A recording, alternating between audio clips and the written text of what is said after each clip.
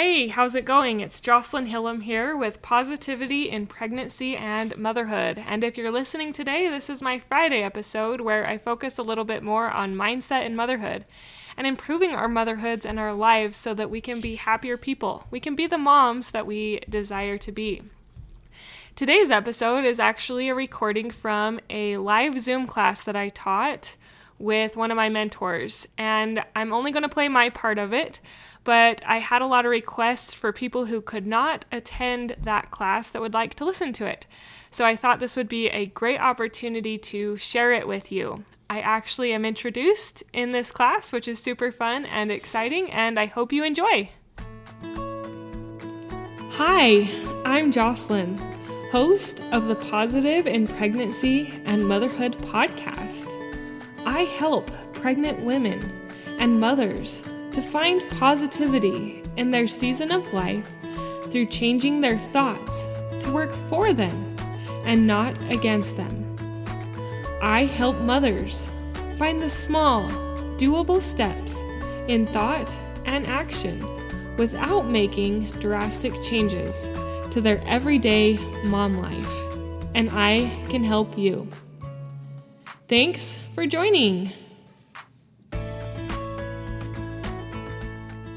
Well, for everybody who is here, I'm really excited. I'm really excited for this. Don't worry, I'm not the presenter. My name is not Jocelyn, and I am not Shelly either.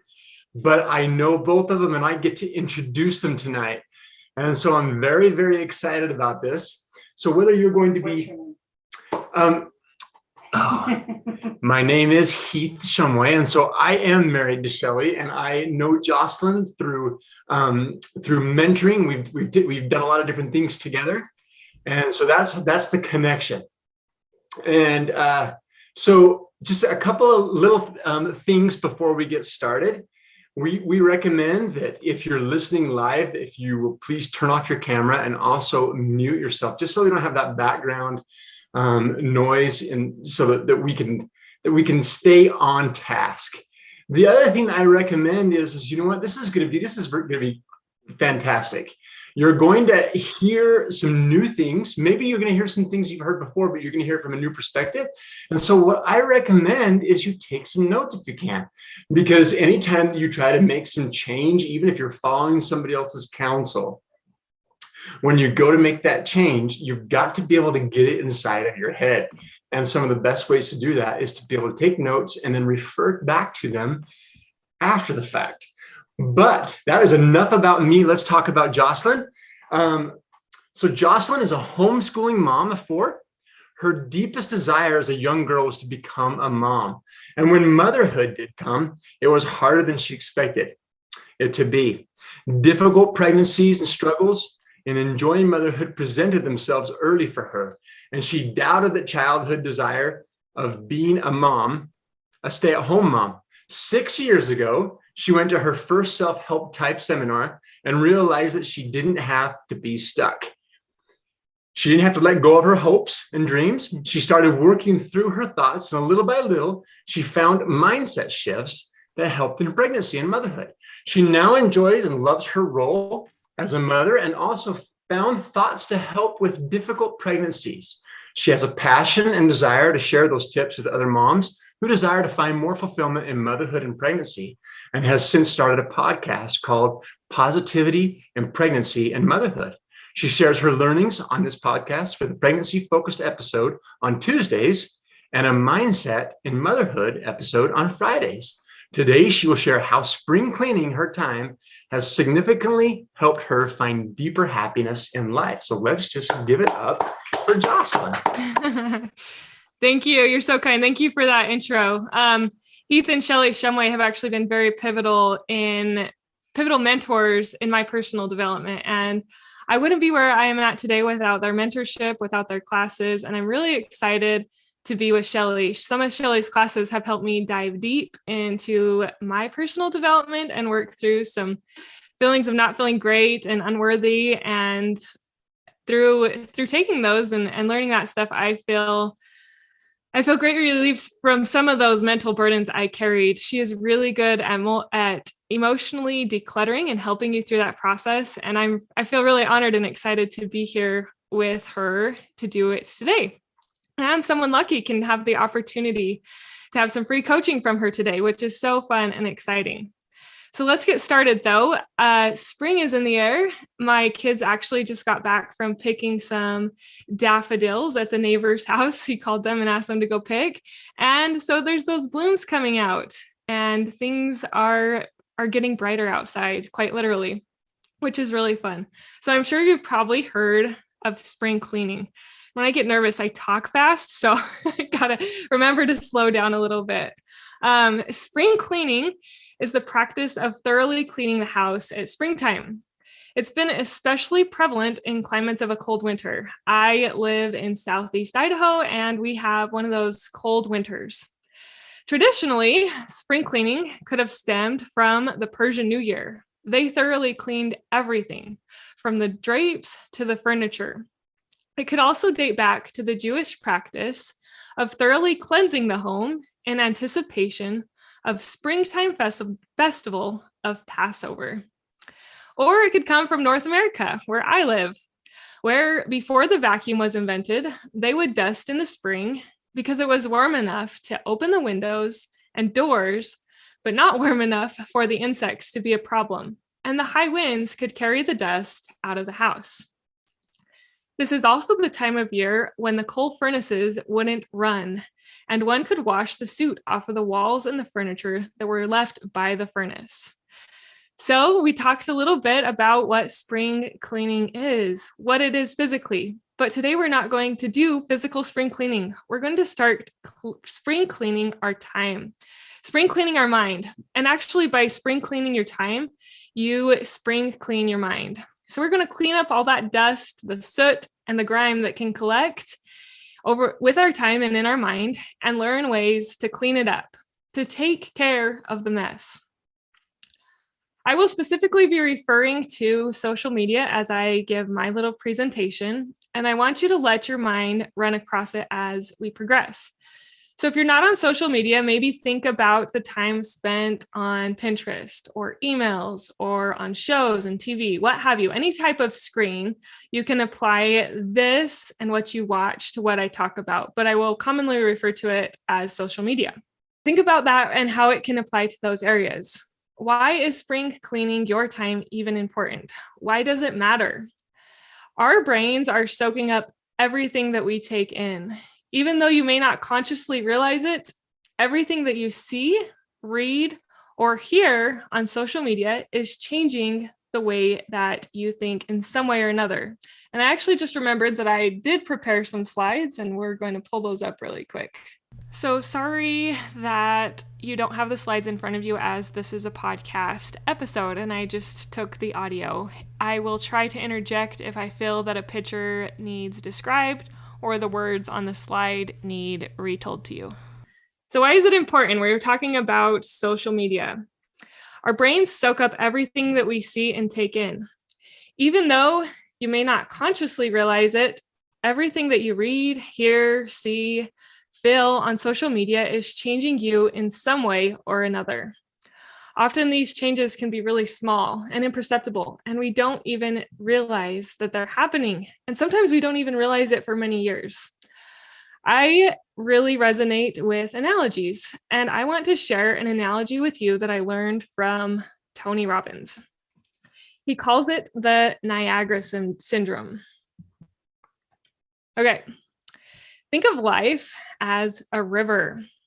Think of social media as a river. Many of us jump into the river of social media without ever really deciding where we want to end up. We can quickly get caught up in the current events, current fears, current challenges, current trends, current issues. And when we come to these forks in the river, we don't consciously decide where we're going to go. We just, quote, go with the flow of the river, and we become part of the mass of people who are directed by social media and what they see in front of them. Or even more recently and lately, if you have heard about this, what Facebook and Instagram and those platforms choose to put in front of you. Sometimes we don't even really realize, but they are choosing what they think you like, and they're putting that in front of you. Instead, so they're putting that in front of you instead of your own morals and values. And as a result, we can feel a little bit out of control. Why? Because our decisions about what we focus on and about what things mean and what to do are unconsciously directed by the social media. And we remain in that unconscious state until one day the sound of the raging waters can wake us up and we discover that we are about 5 feet from Niagara Falls in a boat with no oars. At this point, we might say, oh, shoot. But by that time, it might be too late. We might take a fall. This fall can come in many forms: discouragement, unhappiness, discontent, unsatisfaction, frustration, annoyance, stress, anxiety, contention in relationships, and so on and so forth. So these current events can affect our motherhood or fatherhood or our relationships with our spouse, our children, and our overall outlook on life. It is likely some of those mental challenges that come from what we look at on social media could have been prevented if we made some better decisions upstream. So how do you turn this around? If you are caught in the momentum of this raging river, how do you turn it around? Tony Robbins continues. He says, either make a decision to put both oars in the water and start rowing like crazy in a new direction, or decide and plan ahead. So that is actually what I want to help you with tonight. We are going to spring clean who you are following on social media and help you to develop a plan to keep clean what you're going to clean. This will help to keep you from getting within 5 feet of the Niagara Falls and in a direction that you don't want to be. I want you to be directed by your own values and not by what social media puts in front of you. My life was actually lost in the social media current for a long time. I was really unhappy. I was unfulfilled. Life lost its luster. I just didn't feel like life was going great. And I was kind of living in self-pity. One part of social media that really tended to trap me was the comparison trap. It was a really big vice and it kept dragging me down. Over the years, I have gotten a lot better and I've gotten a handle on the current, and I am better able to row my life where I desire my life to go. I am happier. I feel more free and I'm less distracted. I'm able to have better connection with my husband, with my children, and with those around me because I'm not so distracted. So I was lost in that social media trap, the comparison trap. How though? How do we figure out this trap? How do we get better at it? How do we get to where we are directing the current instead of the current directing us? So I'm not perfect at it, but I've been a lot better able to row my life where I want it to go and feel less distracted. So I'm going to give you 3 things. There's our rivers and the strong current. You get to pick who you follow and what you do. Sometimes we just scroll through social media and don't realize it, but we actually have a choice on who we follow. So if who you follow uplifts and inspires, encourages, and educates you, then you can keep them for now. And on the other end, if they cause mental comparisons, take too much time, or create contention, you're going to unfollow them. So I know I went through those fast, but we're going to give examples of each so that you know like how you can apply it to those you think about on your social media list. Okay, so the first one, uplifts and inspires. Oh, and I got to say this real quick. I was just checking my notes. Something really cool about Facebook and Instagram, if you don't know it, is that you can still be friends with people and unfollow them and they don't know. It's kind of nice and such a helpful tool when spring cleaning who you are following on these platforms. So I follow a limited number of people because it's very important to me where I direct my life. It's very important to me that I don't get stuck in the current that is difficult to get out of. And because you're here, because you're listening and participating, I know that you probably feel the same way. You don't want your life and your time to be dictated. You want to take control of it. So we're going to start with uplifts, and I'm going to give you examples from my own life. And I want you to think of examples that might be on your platforms or in your social media viewing that can be examples for you. So something that uplifts me that I have chosen to still follow is my church. I belong to the Church of Jesus Christ of Latter-day Saints, and that uplifts and inspires me and gives me news about my church, which I like. I also follow some close friends and family that don't post a lot. Someone that inspires and kind of helps me in healthy eating is an account called Eating Bird Food. I really like her account because I feel like she gives good, healthy recipes when I'm feeling lacking that I can use to apply in our eating, and they're healthy. So that one inspires me. Garden Answer is one other one that inspires me. She has amazing yard tips and planting gardens, and she inspires me to do better in my garden.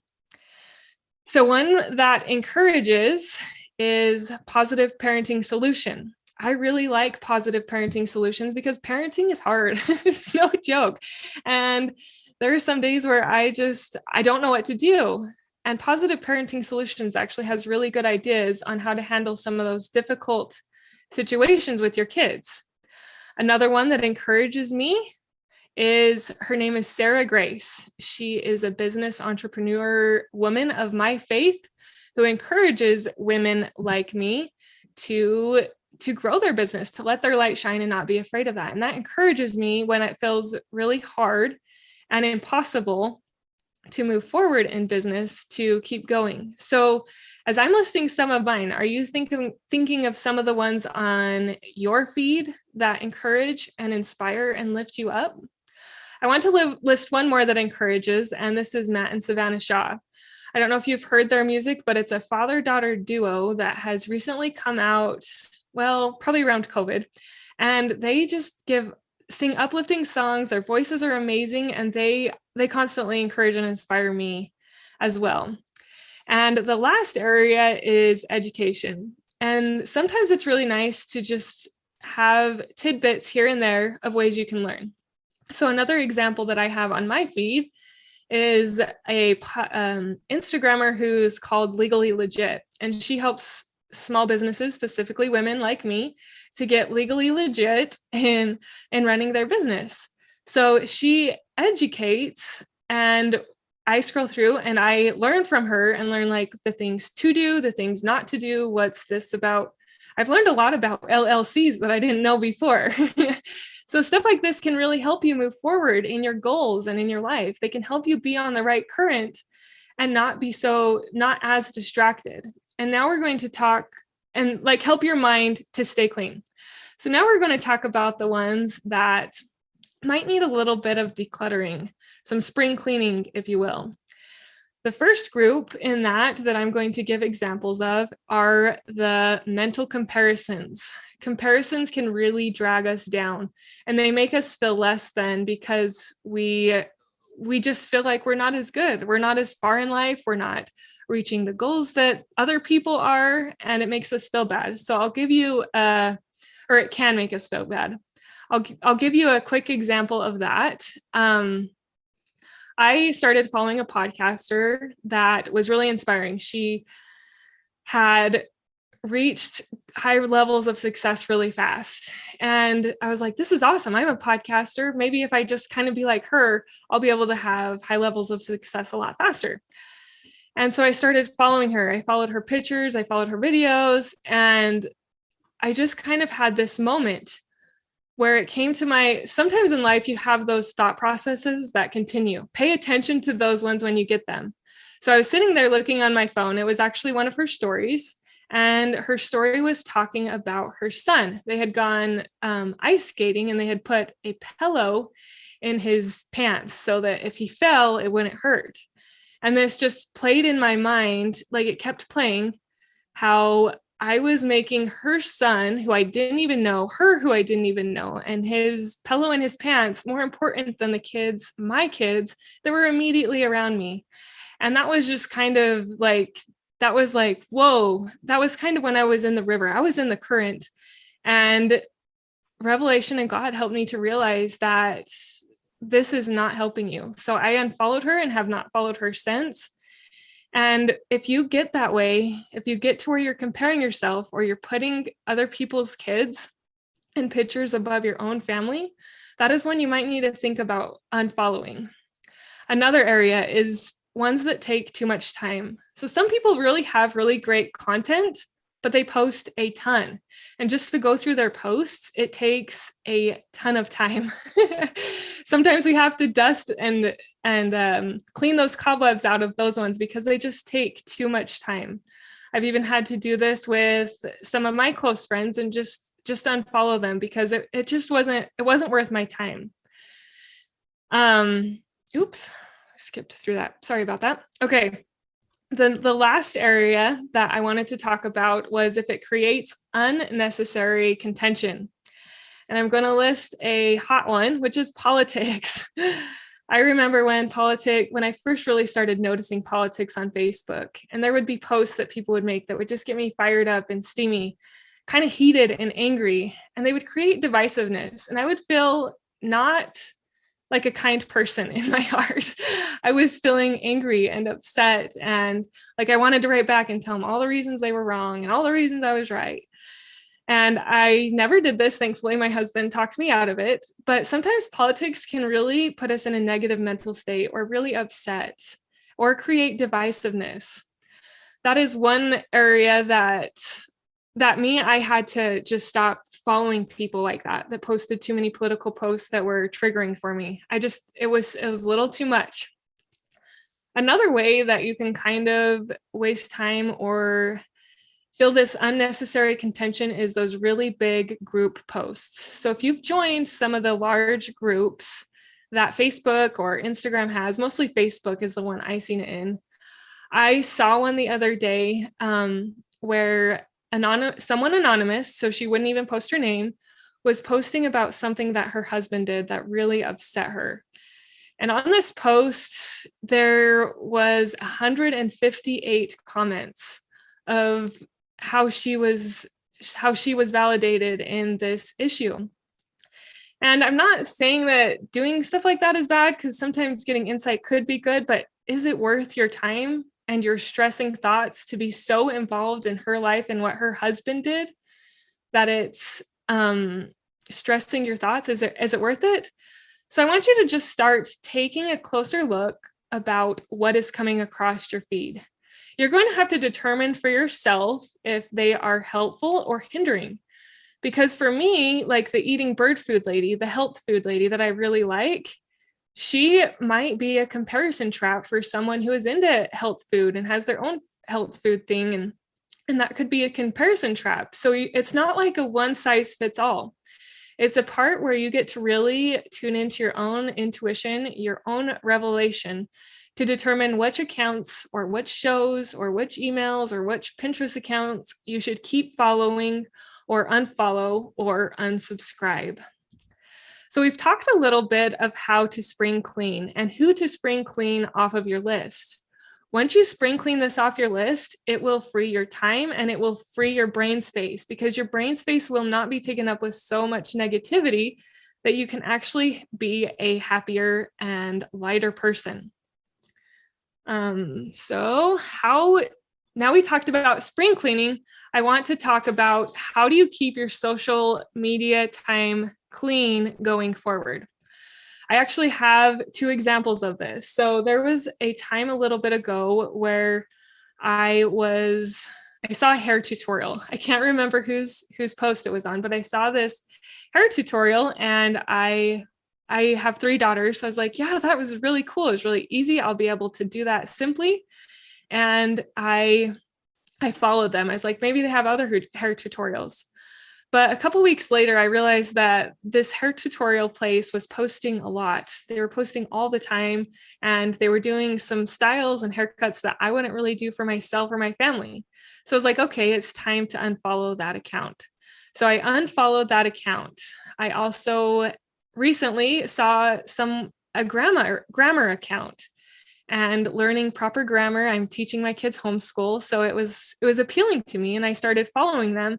And I'm going to see within a week or two if this is going to uplift and help me educate myself, or if it's going to be one of those ones that takes way too much time and isn't really the value that I thought it would be.